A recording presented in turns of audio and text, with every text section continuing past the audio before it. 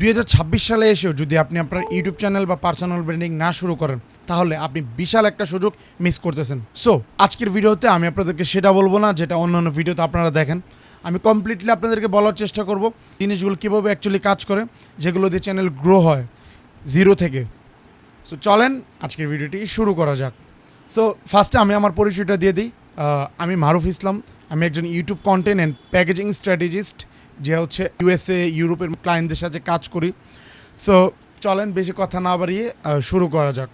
সর্বপ্রথম হচ্ছে ইম্পর্টেন্ট হচ্ছে নিশ বেছে নেওয়া। নিশ মানে কি, আপনি যেই বিষয়টা নিয়ে ইউটিউবে ভিডিও বানাবেন বা যেটা নিয়ে আপনি ইন্টারেস্টেড, স্পেসিফিকলি যেটা নিয়ে কন্টেন্ট বানাবেন আর কি, সেটাকে নিশ বল। এখন অনেকে বলে প্যাশন ফলো করার জন্য। এখানে আপনাকে প্যাশন প্লাস ডিমান্ড দুনো দিকেই ফোকাস রাখা দরকার। কারণ নিজ বেছে নেওয়ার ফর্মুলাটা হলো, আমি আপনাদেরকে যদি বলি, ধরেন আপনার কোনো বিষয় ভালো জানেন বা শিখতে পছন্দ করেন, তো সেই বিষয়ে আপনার ইউটিউবের মানুষের সার্চ কেমন, সেটা নিয়ে কম্পিটিশন কেমন, সেই সব বিষয়গুলো দেখা উচিত।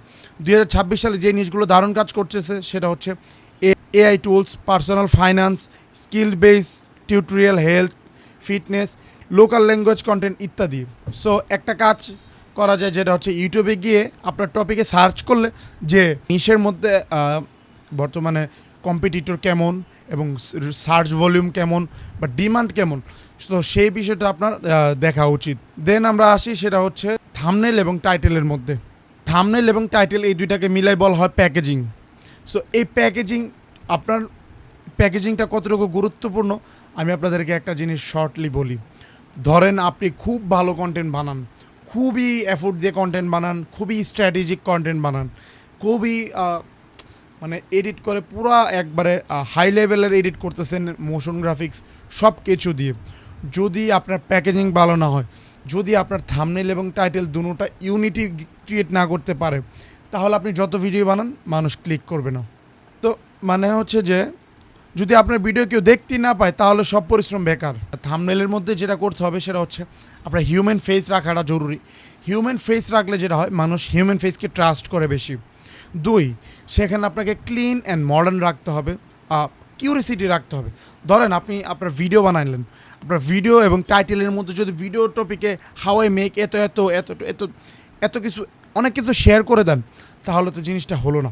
তো এখানে আপনি দেখতেছেন একটা কিউরিসিটি গ্যাপ থাম্বনেল এবং আরেকটা হচ্ছে লোয়ার অ্যাটেনশন থাম্বনেল। দুইটা দিয়ে আমি আপনাদেরকে কম্পেয়ার করে দেখাই দিলাম। অ্যান্ড আরেকটা দেখতেছেন এখানে হচ্ছে উইক টাইটেল, যেটাকে বলো উইক টাইটেল, আর আরেকটা আছে এখানে স্ট্রং টাইটেল। সো এই ডিফারেন্সগুলো দেখার মাধ্যমে আপনারা খুব ইজিলি বুঝতে পারবেন যে কোনটা কী। তো দেন আরেকটা বিষয় হচ্ছে, 2 হচ্ছে ফেস দেখানো। ফেস দেখলে মানুষ আকৃষ্ট হয়। 3 হচ্ছে কন্ট্রাস্ট হাই রাখো। হচ্ছে ধরেন যে আমি 3 বছর ধরে ভিডিও করতেছি, তো কি শিখলাম এরকম কিছু টাইটেল আপনাদেরকে আমি কিছুক্ষণ আগে দেখালাম। কিউরিসিটি ড্রিভেন থাম্বনেল কোনটা। প্রথম 3টা শব্দ সবচেয়ে গুরুত্বপূর্ণ, কারণ মোবাইলে বাকিটা কাটা যায়।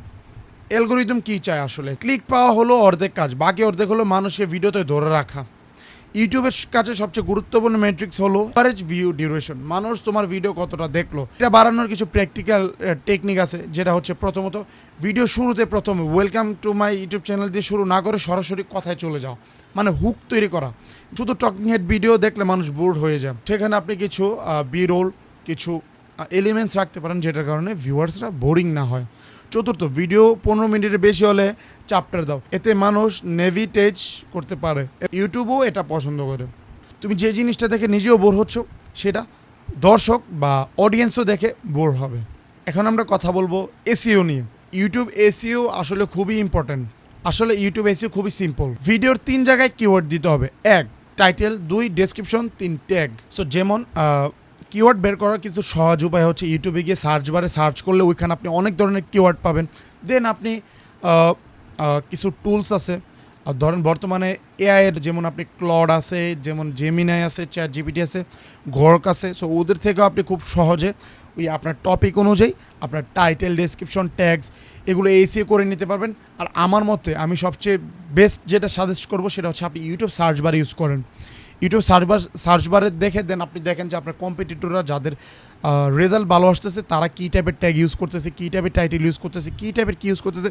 তো সেটাই আপনাদের দেখা প্রয়োজন। তো ডিসক্রিপশনের প্রথম 2টা লাইন হচ্ছে বেশি গুরুত্বপূর্ণ।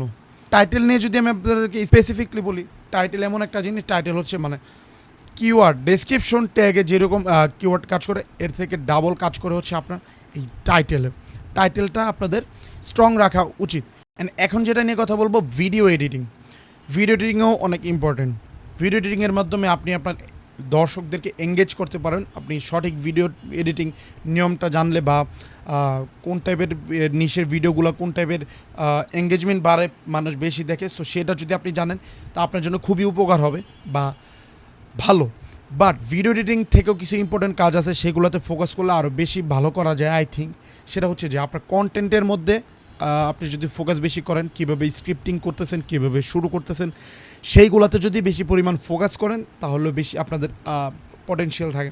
দেন আরেকটা বিষয় হচ্ছে যে প্যাকেজিং, থাম্বনেল অ্যান্ড টাইটেল, এই দুইটাতে আপনারা ফোকাস করতে পারেন। ভিডিও এডিটিং অনেক ইম্পর্টেন্ট।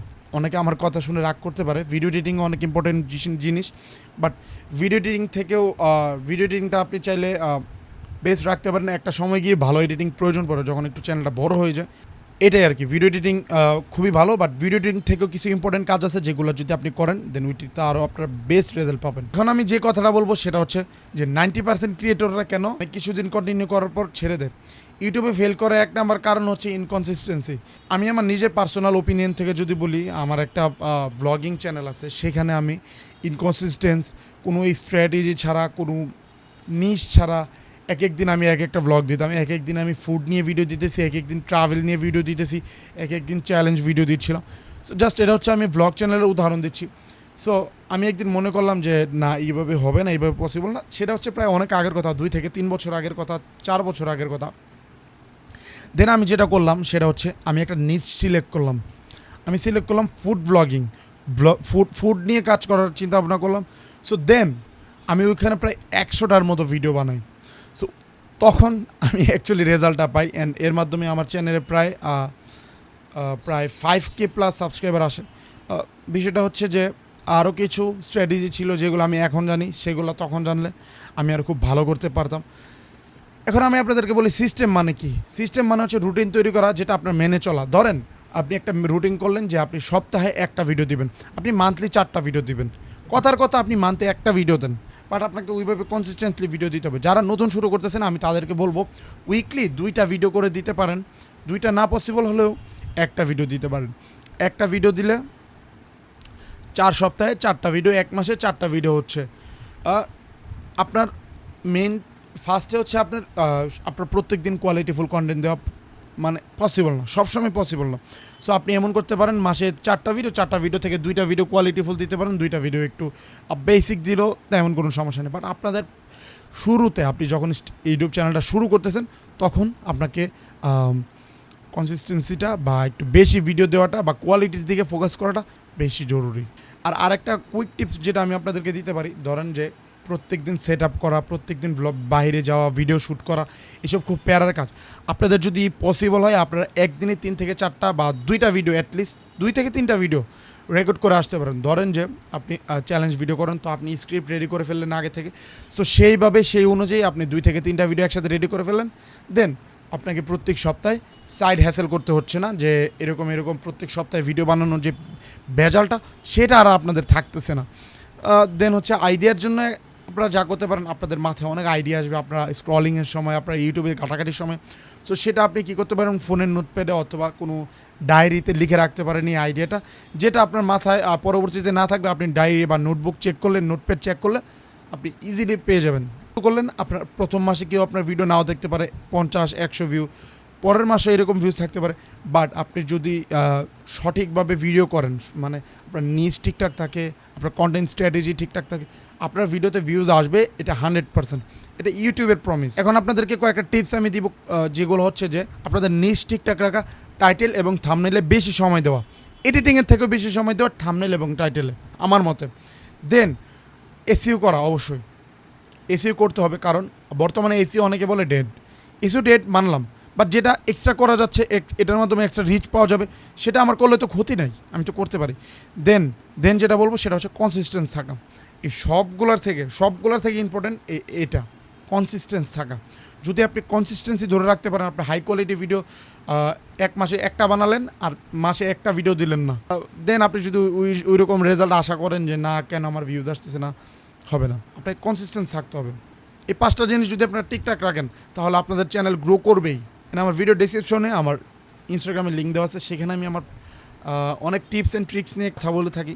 সো এটা আপনারা ফলো করে রাখতে পারেন। সো আপনাদেরকে আজকে আমি যে সামারিগুলো দিলাম, ধরেন যে টাইটেল, দেন হচ্ছে এসইও, দেন হচ্ছে অ্যালগোরিদম, দেন হচ্ছে সিটিআর, থাম্বনেল, এগুলা প্যাকেজিং, সো সবগুলো নিয়ে আমি চাচ্ছিলাম যে পার্ট পার্ট করে ভিডিও দিতে, যেগুলো আপনাদের জন্য আরও ইজি হবে। So hope so you are like this video. দেখা হচ্ছে নেক্সট ভিডিওতে।